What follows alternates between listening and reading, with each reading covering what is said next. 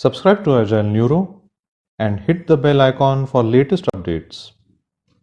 Hello everyone, my name is Amarendra Chitale and I'm a founder of Agile Neuro. As already mentioned, every week we are posting some video related to mental health, cognitive wellness, and I'm back with a new topic today. And today's topic is actually related to problem solving, not technical problem solving, because you know what happens if there's a technical problem, like for example, a nut, no, not this nut, okay? If a nut has gone loose, then you just tighten up that nut and it's resolved. If there's a bug in your software, you do something about the bug. I don't know what you do about it because I don't work in software, but you do something about the bug and the problem is solved. So today we'll be talking about problems related to attitude, related to beliefs, and basically people related problems.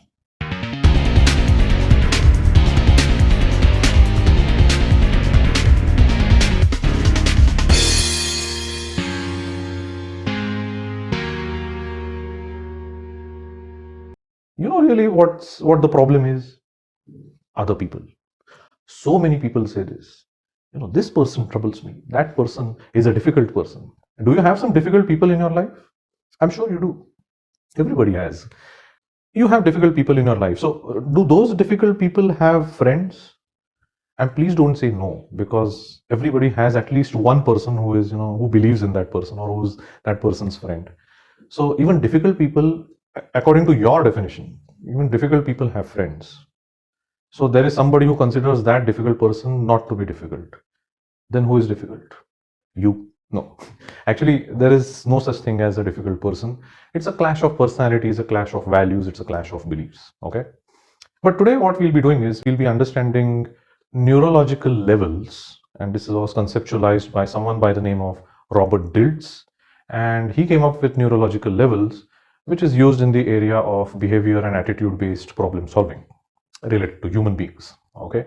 So you need to remember this one statement, because if you remember this one statement, you'll understand the complete structure of problem solving. And the statement is, God, I can't do that here. God, I can't do that here. Repeat. God, I can't do that here. Okay. Keep repeating. Now, why I'm asking you to do this is because really, I mean, if you remember this statement, anytime you face any difficult person or a difficult situation, just run this in your mind and you'll find a solution for yourself. Now, when Robert Dilts was designing this, he thought of a statement made by Albert Einstein. Albert Einstein had said once that a problem cannot be solved at the same level at which it is created. And that's when, Robert Dilts thought about this and conceptualized these neurological levels. Now, these are the levels. God, I can't do that here. These are the levels. We are not going to be calling them that, but so God refers to something, I refers to something. So it's like a mnemonic memory device, if I may say that. So God, what's God? Some people associate God with mission of life, with religion. Like, have you ever done this? Sat on the beach, or anywhere, sat in the open at night and just looked at the stars and started wondering, why has God sent me on this planet? What is the purpose of life? I have some friends doing that, especially after a couple of bottles of beer. They go into that mode. So they suddenly start talking about the purpose of life. मैं क्यों हूँ यहाँ पे? All that starts happening. So we associate God with purpose or mission. That's the first level. Okay. The second level is I. So God, I can't do that here. God, we just discussed. I is identity. Who are you? What I'm asking you is, what is your identity? And so you'll tell me you'll tell me your name. And then I'll just ask you that's it. You are just your name. No. You'll say, I am an engineer or whatever your profession is.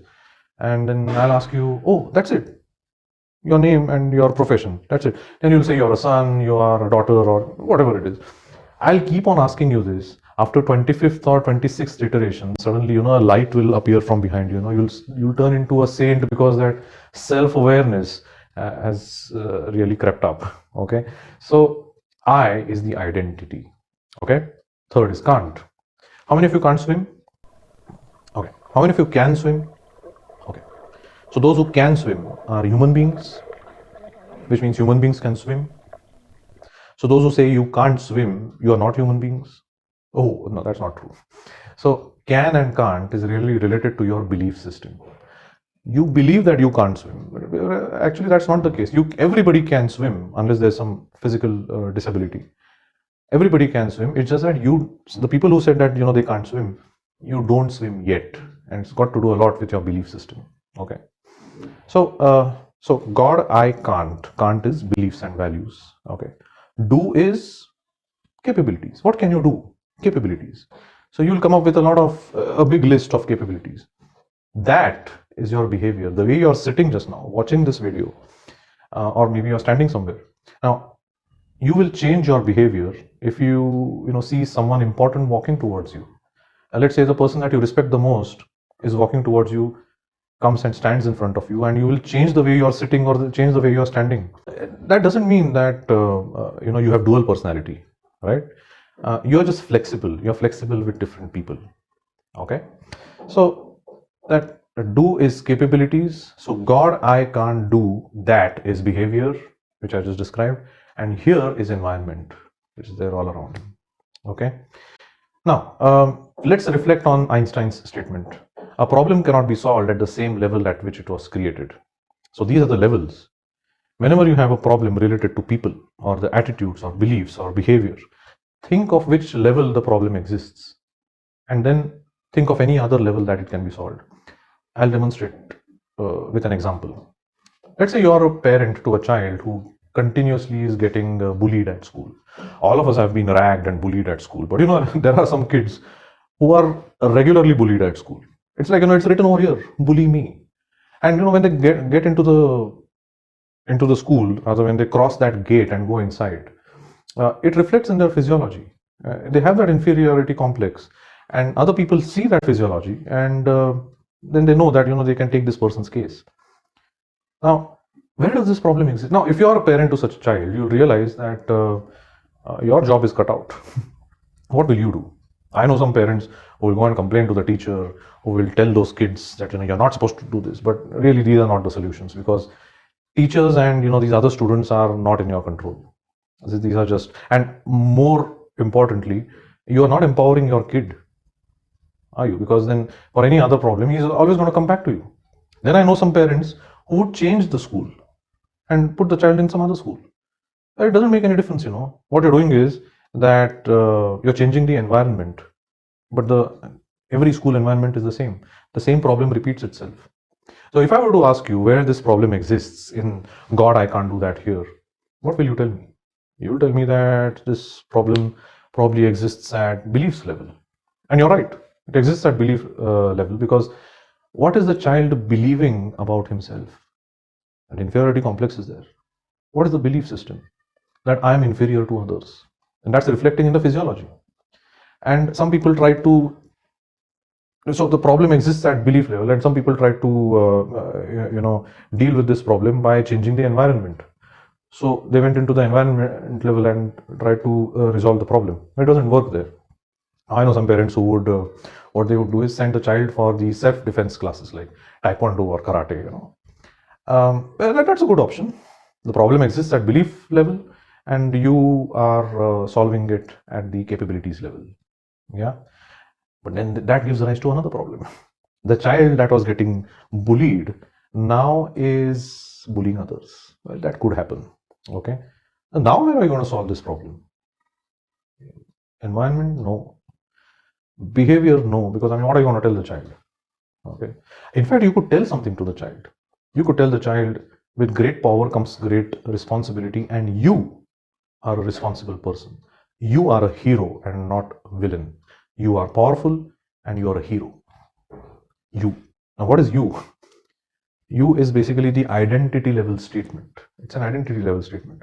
So the problem which existed at beliefs level, you tried to solve it at capabilities level. And finally, you solved it at identity level. This is a classic example of how you can use neurological levels, which is conceptualized by Robert Dilts. Now, think of any problem you have in your life related to any person or any situation. Plot that problem on this model and solve it check which level you can solve it. If you're able to do that, it's very good. If you find it difficult, if you find any kind of bottleneck or a showstopper anywhere, please get in touch with me. My details are given here. That's the number is given, the website is given. Please comment, please share this video. Can you, if you can see the bell icon there, subscribe, click on it and subscribe, and you'll keep on getting such resourceful videos. Okay, thank you very much. Looking forward to interacting with you. Thank you very much. See you next week.